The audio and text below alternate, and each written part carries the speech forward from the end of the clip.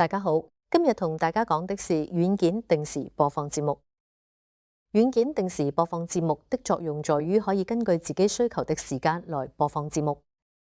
首先講的是定時播放當前的節目。我們已經做好了一個節目，點擊控制屏幕，點擊定時指令表，點擊添加，而指令的內容就是播放。這邊可以選擇有效日期和有效星期，點擊確定，這樣就可以實現定時播放當前節目。